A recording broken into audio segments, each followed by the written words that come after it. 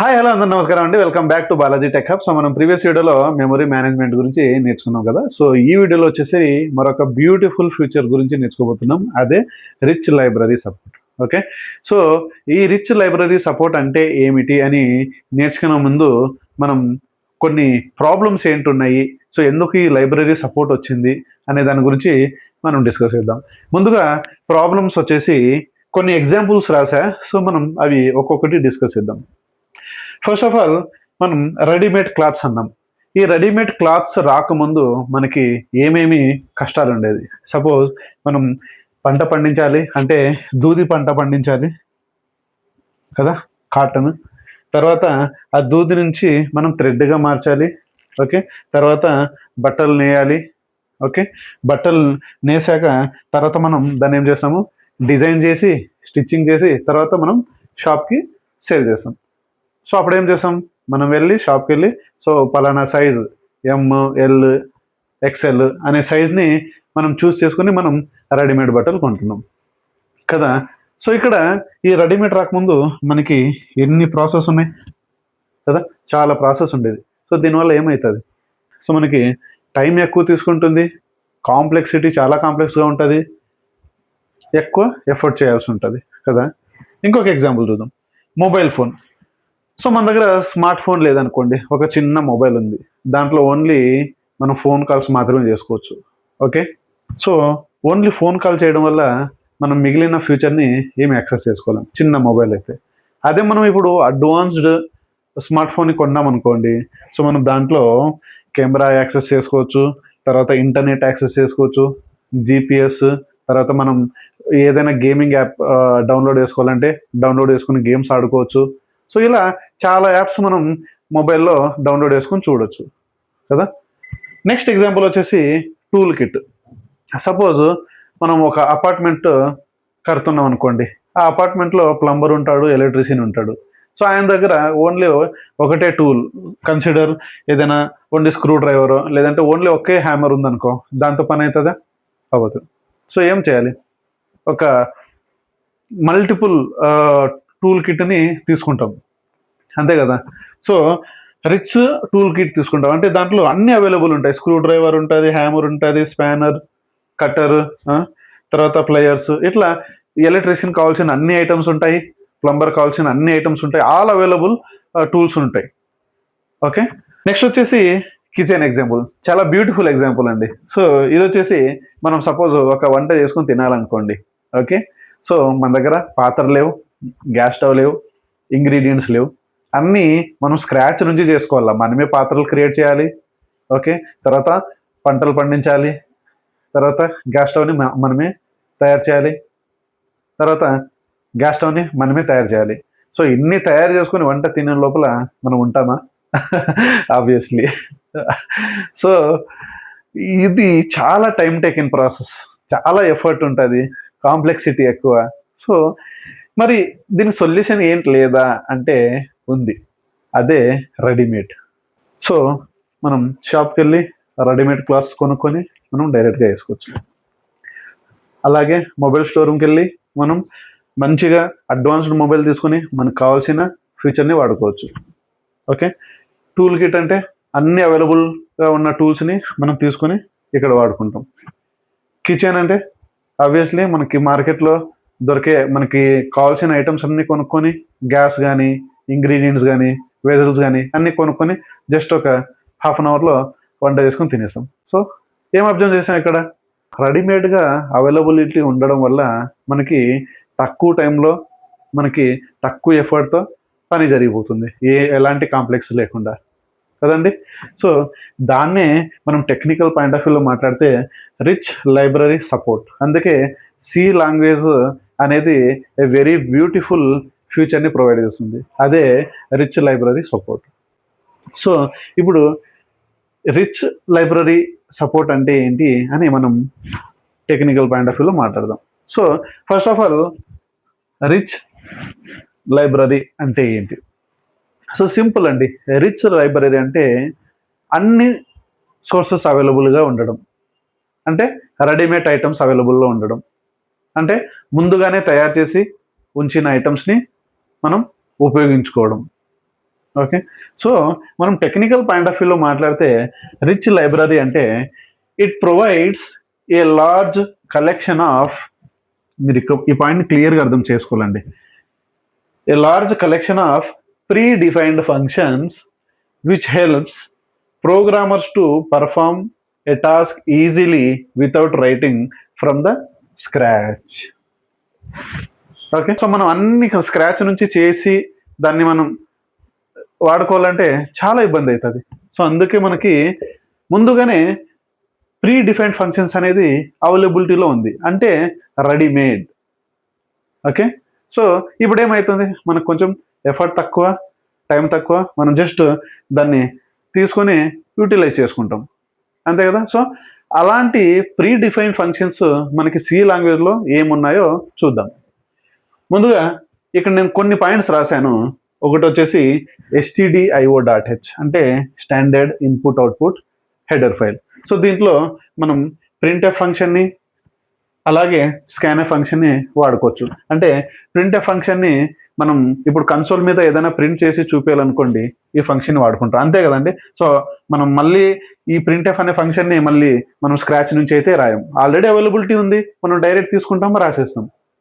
అలాగే scanf function అంటే user ఏమైనా ఇన్పుట్ ఇవ్వాలనుకుంటే ఆ ఇన్పుట్ని తీసుకోవడానికి మనం స్కాన్ఎఫ్ ఫంక్షన్ని వాడతాం, అంతే, చాలా simple. So next header file వచ్చేసి string.h. సో మనం ఈ string.h అనేది మీకు నేను స్ట్రింగ్ కాన్సెప్ట్ గురించి చెప్పేటప్పుడు మీకు క్లియర్గా అర్థమవుతుంది. సో ఇప్పుడు ప్రస్తుతానికి హై లెవెల్లో చెప్తా. సో string.h అంటే మనం ఏదైనా లెంత్ని కనుక్కోవాలంటే, అలాగే మనం ఏదైనా ఒక స్ట్రింగ్ నుంచి ఇంకో స్ట్రింగ్కి కాపీ చేయాలనుకుంటే, అలాగే స్ట్రింగ్ని కంపేర్ చేయాలనుకుంటే మనం దాన్ని ఈ string.h అనే హెడర్ ఫైల్ని తీసుకొని మనం వాడుకుంటాం, easy. So next header file వచ్చేసి stdlibrary.h. సో దీని నుంచి మనం మెమరీ అలొకేషన్ ఫంక్షన్ వాడుకోవచ్చు, calloc, realloc, free function. So ఇన్ని ఫంక్షన్స్ని మనం ఈ హెడర్ ఫైల్ నుంచి మనం యాక్సెస్ చేసుకోవచ్చు. సో ఆల్రెడీ ఇవన్నీ ప్రీ డిఫైన్డ్, సో మళ్ళీ మనం స్క్రాచ్ నుంచి రాయాల్సిన అవసరం లేదు. ఓకే అండి. సో ఇంతే అండి, రిచ్ లైబ్రరీ సపోర్ట్ అంటే ఆల్రెడీ మనకి some collection of pre defined functions అనేవి ఉన్నాయి కాబట్టి మనం దాన్ని యూటిలైజ్ చేసుకొని తక్కువ సమయంలో తక్కువ ఎఫర్ట్తో మనం మిగిలిన వర్క్ని చేసుకోవచ్చు. అందుకే సి లాంగ్వేజ్ అనేది చాలా బ్యూటిఫుల్ ఫ్యూచర్ని ప్రొవైడ్ చేస్తుంది, అదే rich library support. I hope మీకు ఈ కాన్సెప్ట్ అర్థమైందని అనుకుంటున్నా. సో మనం నెక్స్ట్ ఫ్యూచర్ ఏంటి అనేది డిస్కస్ చేద్దాం, ఓకే అండి. సో నెక్స్ట్ ఫ్యూచర్ వచ్చేసి ఎక్స్టెన్సిబుల్. సో ఇది చాలా సింపుల్ కాన్సెప్ట్ అండి.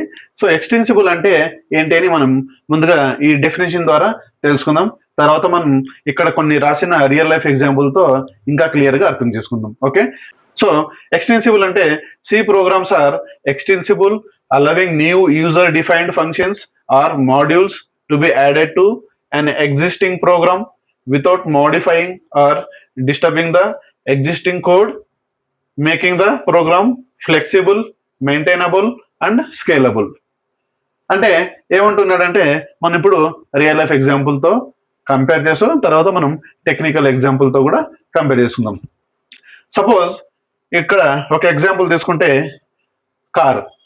ముందుగా మనం ఒక బేసిక్ మోడల్ కార్ని తీసుకున్నాం అనుకోండి. సో బేసిక్ మోడల్ కార్ని తీసుకున్నప్పుడు మనం కొన్ని పాయింట్స్ని అబ్జర్వ్ చేస్తాం. సపోజ్ మనకి కార్ టైర్కి అలాయ్ వీల్ రాదు, ఓకే. అలాగే స్టీరింగ్ మీద కొన్ని బటన్స్ ఉంటాయి, ఆ బటన్స్ ఉండవు, ఓకే. తర్వాత మ్యూజిక్ సిస్టమ్ ఉండదు, జిపిఎస్ ఉండదు, అలాగే టీపీఎంఎస్ అనేది ఉండదు. ఇట్లా చాలా రిక్వైర్మెంట్స్ అనేది బేసిక్ మోడల్లో ఇయ్యారు అనమాట. Just engine, body parts, car, అంతే. సో అలా ఉంటుంది. సో ఇప్పుడు ఇంకొక ఎగ్జాంపుల్ చూద్దాం. మొబైల్ కూడా సపోజ్ ఒక మొబైల్ బేసిక్ మోడల్ తీసుకున్నాం అనుకోండి, దాంట్లో ఓన్లీ మనం కాలింగ్ ఒకటే చేసుకోవచ్చు. మనం కెమెరా ఓపెన్ చేయలేము, తర్వాత మనం దాంట్లో జిపిఎస్ రన్ చేయలేము, తర్వాత గూగుల్ని ఓపెన్ చేయలేము, ఎట్సెట్రా. ఇక మనం ఏది ఓపెన్ చేయలేము, ఓన్లీ కాలింగ్ పర్పస్ కానీ బేసిక్ మోడల్లో ఉంటుంది. సో ఇంకొక ఎగ్జాంపుల్ చూద్దాం. ఇప్పుడు కిచెన్ కూడా మనం జస్ట్ ఊరికే ఒక స్టవ్, ఒక గ్యాస్, ఒక 2-3 పాత్రలు ఉంటుంది, అంటే బేసిక్ డిజైన్ అంతే, ఓకే. ఇప్పుడు ఎక్స్టెన్సిబుల్ అంటే ఏంటి అని చూద్దాం. ఆల్రెడీ ఎగ్జిస్టింగ్ ఉన్న దాన్ని మనం అడిషన్ చేయడం. ఏం అడిషన్ చేస్తాం? న్యూ ఫీచర్స్ని అడిషన్ చేయడం, అదే అండి సింపుల్. అంటే ఆల్రెడీ మనం ఇప్పుడు ఇది ఒక ఎగ్జాంపుల్ తీసుకున్నాం, కార్ ఎగ్జాంపుల్లో ఓకే బేసిక్ మోడల్స్ ఉంటాయి అంతే. ఇప్పుడు ఆ బేసిక్ మోడల్స్ కి కొన్ని ఎక్స్ట్రా రిక్వైర్మెంట్ ని యాడ్ చేయడం అంటే ఎక్స్టెన్షన్ చేసుకుంటున్నాం. ఓకే, ఇప్పుడు ఏమేమి ఎక్స్ట్రా అడిషన్స్ మనం చేస్తున్నాం అంటే, ఒకటి జిపిఎస్ యాడ్ చేస్తున్నాం, తర్వాత మ్యూజిక్ సిస్టమ్ యాడ్ చేస్తున్నాం, తర్వాత tyre pressure monitoring system TPMS ని యాడ్ చేస్తున్నాం, తర్వాత సీట్ కవర్ ని వేయించుకుంటున్నాం. సో ఇప్పుడు ఏమైంది, బేసిక్ కార్ నుంచి కొంచెం టాప్ మోడల్ గా చేంజ్ అయింది.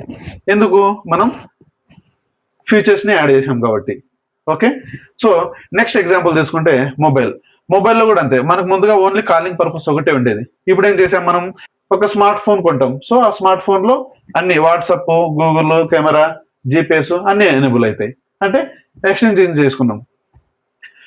నెక్స్ట్ కిచెన్ తీసుకున్నాం. కిచెన్ లో ముందుగా మనకి ఓన్లీ స్టవ్, ఒక 2-3 పాత్రలు ఉండేది అంతే. కానీ ఇప్పుడు మనం కిచెన్ ని అడ్వాన్స్ మోడల్ గా మార్చేసాం. ఎందుకు, మనం దాంట్లో మైక్రోవేవ్ పెట్టినాం, తర్వాత మిక్సర్ పెట్టినాం, రైస్ కుక్కర్, డిష్ వాషర్, ఇలా అడ్వాన్స్డ్ టూల్స్ ఏమేమైతే ఉన్నాయో కుకింగ్ టూల్స్ అన్ని పెట్టుకున్నాం. అప్డేటెడ్ చేసుకున్నాం అంటే అప్గ్రేడ్ చేసుకున్నాం, ఎక్స్టెన్షన్ చేసుకున్నాం అంతే. సో ఈ పాయింట్స్ ని బేస్ చేసుకొని మనం ఇక్కడ ఒక టెక్నికల్ డిస్కషన్ చేద్దాం. సో ఇక్కడ ఏమంటున్నానంటే, సపోజ్ ఒక ఇంజనీర్ 1 తీసుకుందాం. ఈయన ఒక 500 లైన్స్ ఆఫ్ కోడ్ రాశాడు. ఓకే, దేని గురించి, మొబైల్ ఎగ్జాంపుల్ తీసుకుందాం. దేని గురించి, మొబైల్లో ఒక కాలింగ్ ఫంక్షన్ గురించి ఒక ఫంక్షన్ ఇంప్లిమెంట్ చేశాడు. సపోజ్ ఒక 500 లైన్స్ ఇంప్లిమెంట్ చేశాడు అనుకోండి. Engineer after few days organisation వదిలేసి వెళ్ళిపోతాడు. ఇప్పుడు ఏం చేస్తాం, ఆయన వదిలేసి వెళ్ళిపోయినంత మాత్రాన ప్రాజెక్ట్ అయితే క్లోజ్ అవ్వదు కదా. ఇప్పుడు ఏం చేస్తాం, మనం ఇంకొక పర్సన్ని హైర్ చేస్తాం. ఆయన సేమ్ ప్రాజెక్ట్కి జాయిన్ అవుతాడు, సేమ్ ప్రాజెక్ట్ని తీసుకుంటాడు. సో ఆయనకు చెప్తాం ఏమని, నేను ఈ కాలింగ్ ఫంక్షన్ ఇంప్లిమెంట్ చేశా, సో 500 లైన్స్ ఆఫ్ కోడ్ రాసా, సో రిమైనింగ్ పార్ట్ ఏదైనా న్యూ అడిషన్ వచ్చినా కానీ, న్యూ ఫీచర్స్ ఏదైనా వస్తే నువ్వు దాన్ని ఇంప్లిమెంట్ చేయాల్సి ఉంటుంది, అదే నీ జాబ్ అని అంటాం. సో ఇప్పుడు నెక్స్ట్ రిక్వైర్మెంట్ ఏమైనా వచ్చిందంటే, వాట్సాప్ ఇంప్లిమెంట్ చేయాలి, తర్వాత గూగుల్ మ్యాప్స్ ఇంప్లిమెంట్ చేయాలి, తర్వాత కెమెరా ఇంప్లిమెంట్ చేయాలి. సో వాళ్ళు ఇప్పుడు బేసిక్ మోడల్ మొబైల్ నుంచి అడ్వాన్స్డ్ మొబైల్ గా మార్చాలి, అంటే స్మార్ట్ ఫోన్ గా మనం మార్చాలి. సో స్మార్ట్ ఫోన్ గా మార్చాలంటే మల్టిపుల్ ఫీచర్స్ అనేది ఉండాలి కదా. సో ఇప్పుడు ఏమి, ఇంజనీర్ 2 అనే పర్సన్ ఆయన సేమ్ ఈ బేస్ కోడ్ లో అడిషన్ చేసుకుంటూ పోయినాడు. ఆల్రెడీ ఇక్కడ ఒక 500 లైన్స్ ఆయన కాలింగ్ అని ఇంప్లిమెంట్ చేశాడు. తర్వాత ఇంజనీర్ 2 వచ్చేసి అదే ప్రాజెక్ట్ లో ఇంకొక 1000 లైన్స్ ని దేనికి, వాట్సాప్ కి, గూగుల్ మ్యాప్స్ కి, కెమెరా ఇంప్లిమెంట్ చేయడానికి యూజ్ చేస్తాడు. ఓకే, తర్వాత కన్సిడర్ ఈయన కూడా ఆఫ్టర్ ఫ్యూ డేస్ ఆర్గనైజేషన్ వదిలేసి వెళ్ళిపోతాడు. సో మళ్ళీ ఇంకొక పర్సన్ హైర్ చేస్తాం, మళ్ళీ సేమ్ ప్రాజెక్ట్ కి తీసుకుంటాం. మళ్ళీ ఏం చేస్తాం, మళ్ళీ ఆయనకి చెప్తాం, ఇప్పుడున్న ప్రాజెక్ట్ లో ఈ ఫంక్షన్ ఉంది, ఈ ఫంక్షన్ ఉన్నాయి, నెక్స్ట్ మనం ఏదైనా కస్టమర్ నుంచి న్యూ రిక్వైర్మెంట్ వస్తే మనం దాన్ని ఇంప్లిమెంట్ చేయాల్సి ఉంటుంది అని. సో ఇప్పుడు ఇంజనీర్ 3కి గేమింగ్ అప్లికేషన్ డెవలప్మెంట్ చేయాలని రిక్వైర్మెంట్ వచ్చింది. ఇప్పుడు ఏం చేస్తాడు, సేమ్ ప్రాజెక్ట్, ఇదంతా ఒకటే ప్రాజెక్ట్. ఓకే, ఈ ఒకటే ప్రాజెక్ట్ లో ఆల్రెడీ కాలింగ్ ఫంక్షన్ ఉంది, వాట్సాప్, గూగుల్, కెమెరా ఎట్సెట్రా ఉంది.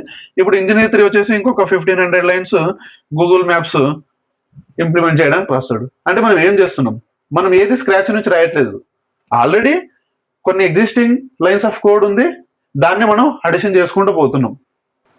అదే ఇక్కడ నేను రాసింది, ఎక్స్టెన్సిబుల్ అంటే యాడింగ్ న్యూ ఫ్యూచర్ అని. మనం ఇంకొకసారి ఈ డెఫినేషన్ ని క్లియర్ గా అర్థం చేసుకుందాం. C programs are extensible, allowing new user defined functions. అంటే మనం అనుకున్నాం కదా, యూజర్ డిఫైన్డ్ ఫంక్షన్స్, ఇవన్నీ user defined functions. Okay, or modules అని కూడా అనొచ్చు. To be added to existing program. Existing program ముందు ఏది ఉంది, ఆల్రెడీ కాలింగ్ అనే ఫంక్షన్ ఎగ్జిస్టింగ్, ఆల్రెడీ ఆయన 500 లైన్స్ ఆఫ్ కోడ్ రాశాడు. ఓకే, అదే ఎగ్జిస్టింగ్. దానికి ఇప్పుడు వాట్సాప్, గూగుల్ మ్యాప్స్, కెమెరా, తర్వాత గేమింగ్ యాప్స్ ఇవన్నీ అడిషన్ అవ్వకుంటూ పోయాయి. Okay, existing program without modifying or disturbing the existing code. మనం దీన్ని ఇంకేం డిస్టర్బ్ చేయట్లేదు, ఎగ్జిస్టింగ్ కోడ్. ఇది ఆల్రెడీ ఇంప్లిమెంటెడ్ అయింది, ఎగ్జిక్యూటెడ్ అయింది, రన్నింగ్.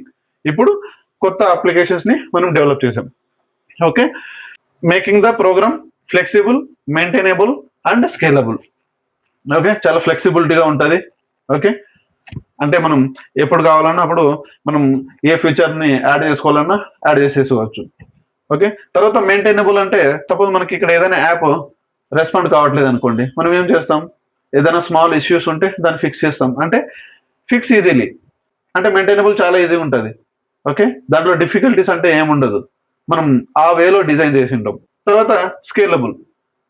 స్కేలబుల్ అంటే handle more load, run smoothly. అంటే మనం ఒక ప్రాజెక్ట్లో సపోజ్ ఒక 50 అప్లికేషన్ని డెవలప్ చేసామనుకోండి, 50 అప్లికేషన్ అనేది చాలా స్మూత్గా రన్ అవ్వాలి.